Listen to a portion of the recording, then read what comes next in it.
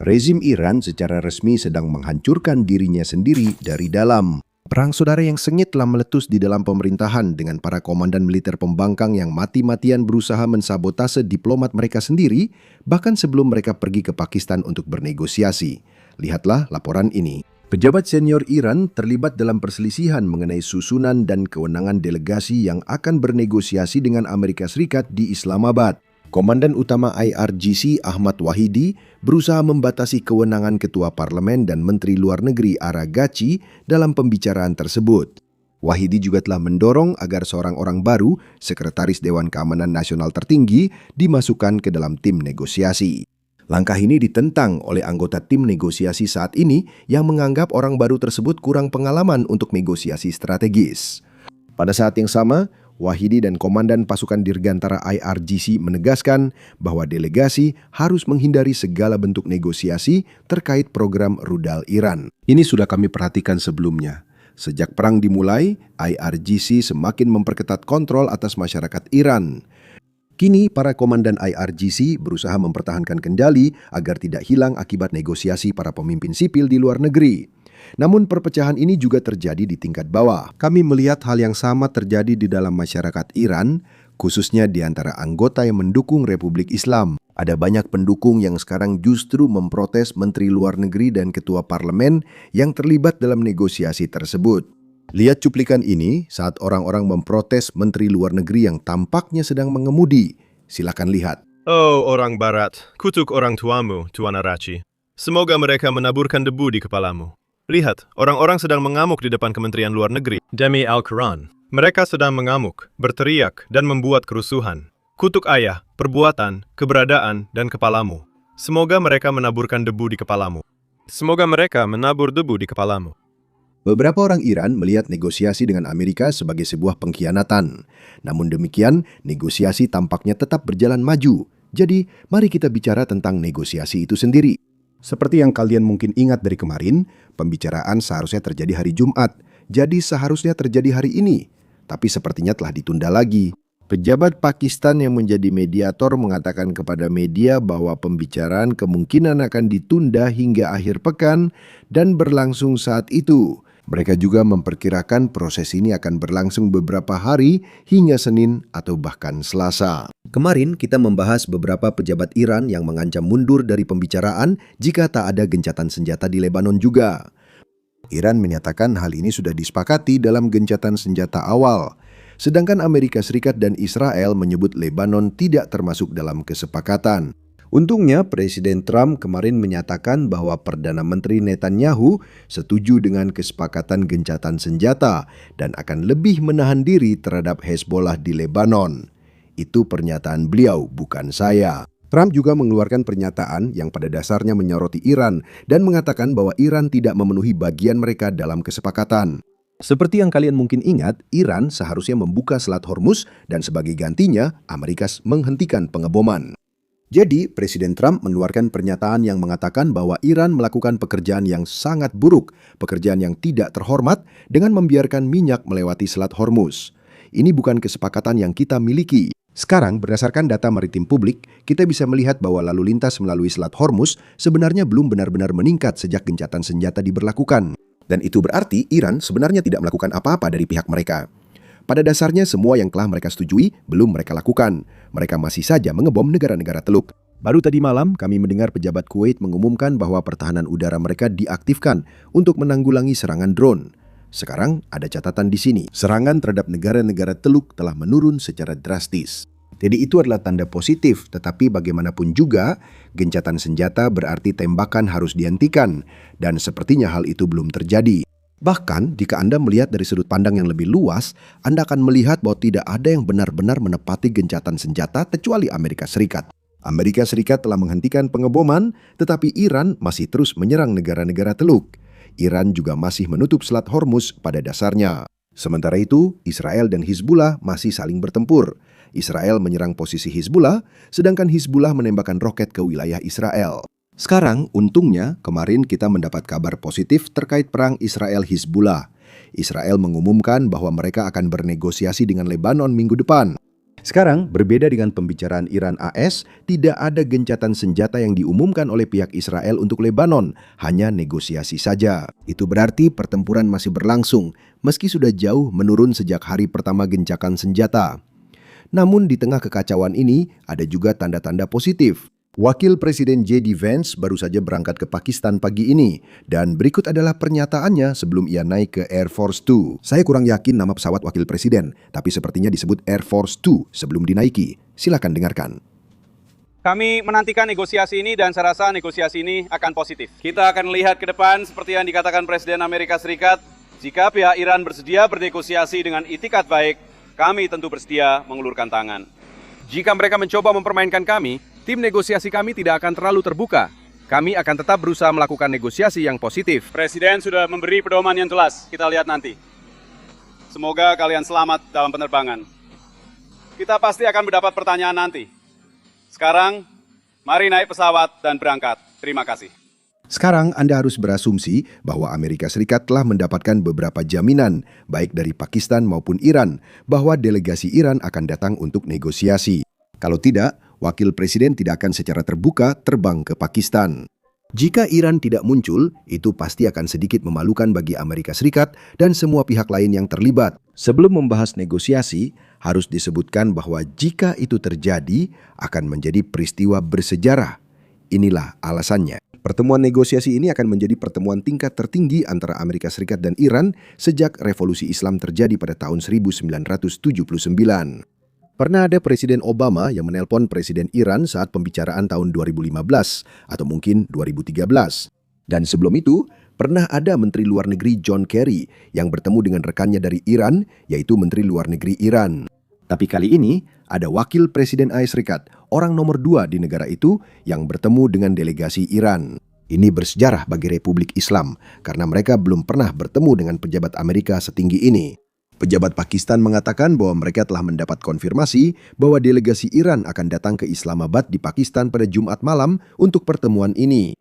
Mereka tidak menjelaskan zona waktunya, tapi saya kira maksudnya Jumat malam waktu Pakistan, yaitu saat kalian menonton video ini. Jadi, jika ada konfirmasi bahwa delegasi benar-benar berangkat dari Iran dan tiba di Pakistan, saya akan menuliskannya di komentar yang dipin di bawah. Sekarang, Iran dan Pakistan memang berbagi perbatasan, jadi kemungkinan penerbangannya tidak lama, dan jika dibandingkan dengan penerbangan dari Amerika Serikat, yang menurut saya sekitar 16 jam jika ingin pergi dari Washington DC ke Pakistan. Jadi itu jelas penerbangan yang sangat lama. Masuk akal jika Wakil Presiden Vance berangkat lebih awal daripada delegasi Iran, karena mereka mungkin hanya perlu 1 atau 2 jam penerbangan. Namun masalahnya bukan di waktu penerbangan. Masalahnya adalah pernyataan-pernyataan yang keluar dari pejabat Iran. Pada dasarnya, pejabat-pejabat yang seharusnya ikut dalam pertemuan negosiasi ini. Sebelum kita masuk ke situ, saya ingin mengingatkan semua untuk menekan tombol like dan subscribe di bawah. Itu sangat membantu kami. Selama beberapa minggu terakhir, entah kenapa, video kami tidak benar-benar sampai ke orang-orang yang belum berlangganan. Setidaknya itu yang ditunjukkan data internal kami. Jika Anda belum berlangganan, tekan tombol subscribe di bawah untuk mendukung kami dan terus menonton video-video kami berikutnya. Sekarang kita lanjut ke pernyataan dari Iran. Lihat, saat pihak Pakistan yakin Iran akan datang, pejabat Iran justru menyampaikan hal berbeda. Lihat pernyataan ini. Pernyataan ini berasal dari Ketua Parlemen Iran yang oleh Amerika Serikat dianggap sebagai orang penting di dalam Iran, orang yang memiliki kekuasaan paling besar. Dan dia mengatakan, 2 langkah yang telah disepakati bersama masih belum dilaksanakan. Gencatan senjata di Lebanon dan pencairan aset Iran yang diblokir sebelum negosiasi. Keduanya harus dipenuhi sebelum pembicaraan dimulai. Sekarang ini gila karena beberapa alasan. Pertama-tama, kita belum pernah mendengar tentang aset yang diblokir ini sampai J.D. Vance benar-benar naik pesawat. Begitu dia di udara, Iran langsung umumkan syarat baru ini. Agar adil kepada Iran, kemungkinan ini bukan syarat baru, karena kedua pihak belum mempublikasikan kesepakatan gencatan senjata yang disetujui. Mungkin ini bagian dari kesepakatan gencatan senjata, tapi kita belum tahu pasti. Namun, ini pertama kalinya aset-aset yang diblokir dibahas secara terbuka. Sekarang, ada kemungkinan ini hanya retorika saja. Anda tahu, pejabat Iran memang punya kebiasaan mengatakan sesuatu di depan umum dan melakukan hal yang sama sekali berbeda di belakang layar. Kita sudah pernah melihat pola seperti itu sebelumnya. Jika ini benar-benar terjadi dan mereka menambah syarat baru saat pihak Arekas menuju Pakistan, situasinya bisa sangat buruk. Mungkin Iran berharap Amerika Serikat akan memberikan lebih banyak konsesi karena Amerika tidak ingin dipermalukan dengan mendarat di Pakistan tanpa ada orang Iran yang muncul. Tapi ada sisi lainnya juga. Amerika Serikat bisa sangat marah dan perang meningkat ke level yang belum pernah terjadi sebelumnya. Saya ingin mengingatkan, sebelum gencatan senjata, perang seharusnya meningkat hingga semua orang panik. Perang akan meningkat dengan menargetkan jembatan dan pembangkit listrik Iran, sesuatu yang belum siap dihadapi Iran. Jadi ada kemungkinan besar bahwa Iran sedang memainkan permainan yang sangat-sangat berbahaya. Sekarang, seperti yang saya katakan sebelumnya, situasi ini berkembang hampir setiap jam. Artinya kita mendapatkan pernyataan baru dari orang-orang yang terlibat dalam semua ini setiap jamnya. Jadi situasinya bisa berubah. Dan seperti yang saya katakan, pada saat kalian menonton video ini, jika delegasi Iran pergi ke Pakistan, saya akan menaruhnya di komentar yang dipin agar kalian mendapatkan pembaruan tersebut. Tapi untuk sekarang, hanya ini yang kita ketahui. Jadi, mari kita alihkan fokus kita ke Selat Hormuz. Iran menyatakan Selat Hormuz tetap terbuka, namun kapal harus membayar denda atau biaya tol besar, apapun namanya. Berikut detailnya. Halo teman-teman, selamat pagi. Menjelang pembicaraan penting akhir pekan ini di Islamabad, Pakistan, seorang pejabat intelijen Israel menyatakan kepada Fox News bahwa Iran menuntut biaya untuk beberapa kapal yang diizinkannya melintasi Selat Hormuz. Pejabat ini menambahkan bahwa selat tersebut secara efektif berada di bawah kendali penuh IRGC. Mereka yang memutuskan siapa yang boleh lewat, tapi yang lebih penting, siapa yang tidak boleh. Saya diberitahu bahwa ada informasi intelijen yang sedang dibagikan di komunitas intelijen tentang bagaimana Iran berusaha memperketat cengkramannya di selat ini menjelang negosiasi akhir pekan ini. Semalam Presiden Trump lewat Truth Social membahas isu ini, mengatakan Iran melakukan pekerjaan buruk dan tidak terhormat menurut sebagian orang dengan membiarkan minyak melewati Selat Hormuz. Itu bukan kesepakatan kita kalau cuma 8 kapal. Iran menuntut sekitar $1 tambahan per barel. Itu pada dasarnya berarti $2 juta untuk sebuah kapal tanker yang sangat besar. Itu karena kapal tanker besar mengangkut sekitar 2 juta barel minyak per perjalanan. Kapal besar membayar denda $2 juta, sedangkan kapal tanker kecil membayar lebih sedikit. Tetap saja, itu adalah jumlah yang sangat besar bagi orang-orang yang mengirimkan minyak tersebut. Sekarang terkait semua ini, Iran telah mengeluarkan pernyataan yang pada dasarnya mengatakan bahwa mereka menginginkan kendali permanen atas Selat Hormuz dalam negosiasi. Orang-orang yang tidak mengikuti geopolitik secara dekat panik, menyatakan ini akan mengubah dunia selamanya. Saya tidak mengatakan Iran pasti tidak akan unggul dalam negosiasi.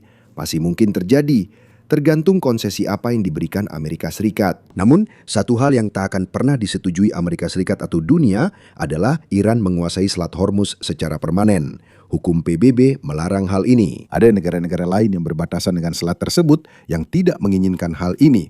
Dan tentu saja ada juga negara-negara lain seperti negara-negara Eropa dan Asia yang juga tidak menginginkan hal ini. Mengapa negara Teluk harus setuju Iran memungut tol? Mereka juga di dekat selat itu. Kenapa bukan mereka yang mendapat tol, malah Iran? Kamu paham maksud saya? Seperti yang pernah saya sebutkan, jika Iran boleh menarik biaya tol di Selat Hormuz, apakah Singapura juga bisa melakukan hal serupa di selat perbatasan mereka? Apakah Inggris juga mendapatkan biaya tol di perbatasan mereka? Lalu Spanyol juga mendapatkan tol di perbatasan mereka? Ini bisa jadi masalah besar jika Iran benar-benar menarik biaya tol di Selat Hormuz, karena negara lain pasti ingin meniru.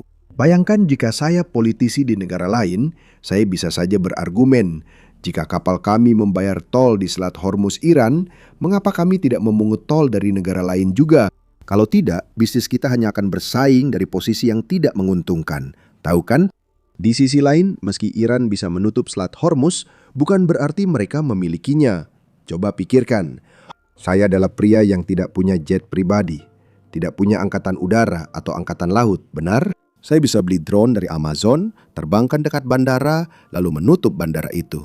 Namun itu bukan berarti maskapai wajib membayar saya dari tiket yang mereka jual. Hanya karena suatu negara bisa menutup selat, bukan berarti mereka bisa memungut tol di sana, karena pasti ada reaksi internasional besar. Kita sudah melihatnya tahun lalu. Houthi menutup selat Bab al-Mandab, namun tidak dapat memungut tol di sana. Sebenarnya ada kesepakatan dan mereka berhenti menyerang kapal.